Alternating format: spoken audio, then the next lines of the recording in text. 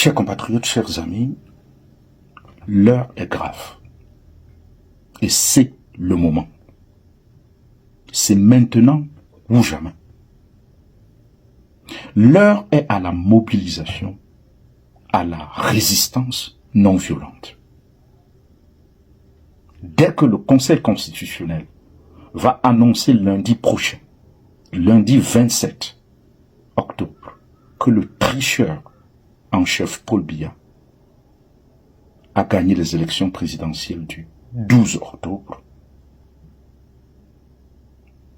la résistance non violente doit être déclenchée. Nous avons le devoir moral et citoyen de défendre la vérité des urnes. Et Dieu est du côté de la vérité. Et cette vérité, elle est simple.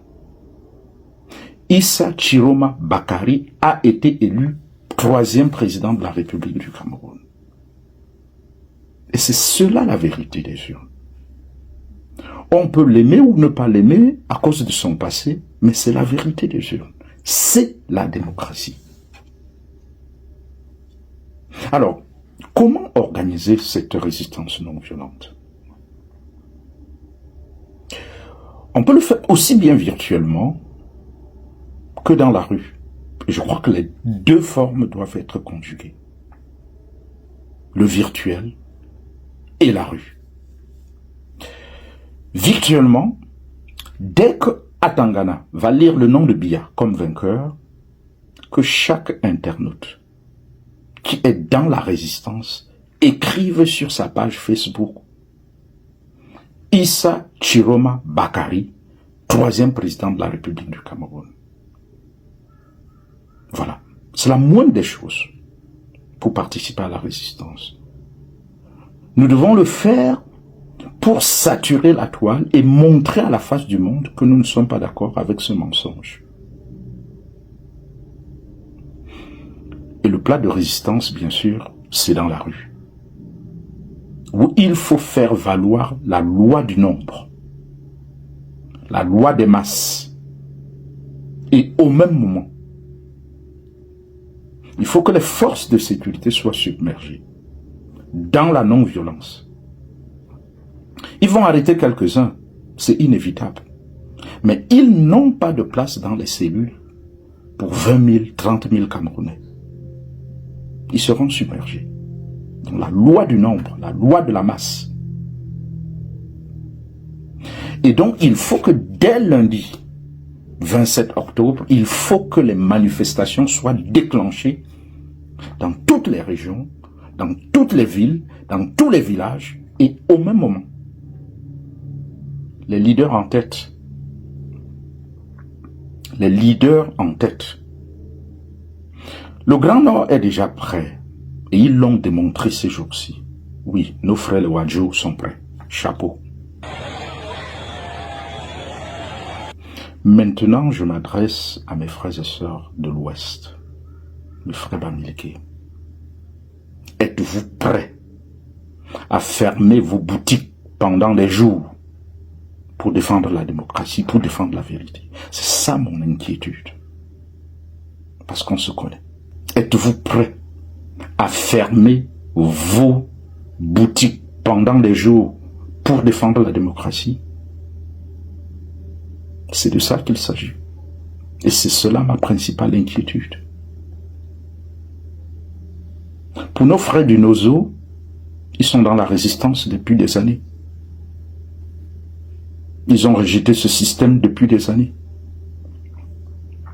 Je n'oublie pas mes frères et sœurs Bassa et Kan qui sont dans la résistance. C'est le moment pour nous tous, tous les Camerounais, d'enterrer toutes les haches de guerre pour sauver notre pays. Enfin, je m'adresse aux leaders religieux. Je suis heureux de constater que quelques imams sont entrés dans la résistance. Mais je m'adresse surtout aux prêtres et aux pasteurs. Quel est ton rôle dans cette nation? Vous devez participer à la résistance non violente aux côtés de notre peuple. de nos populations. Pensez à Martin Luther King. C'était un pasteur.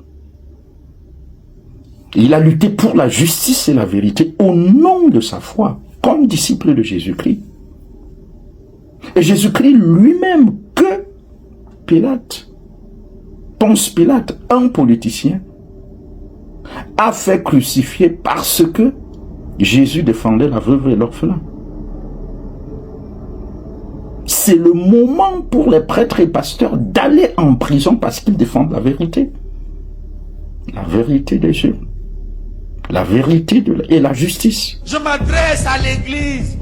Quel est ton rôle dans cette nation, Église de Sortons de nos sacristies pour marcher et encadrer le peuple dans sa résistance non violente.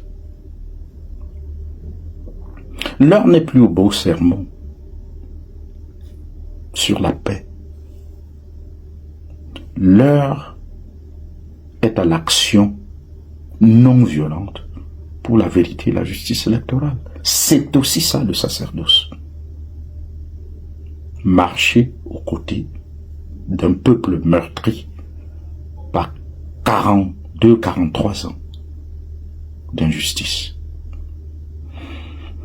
Que Dieu nous délivre du mal.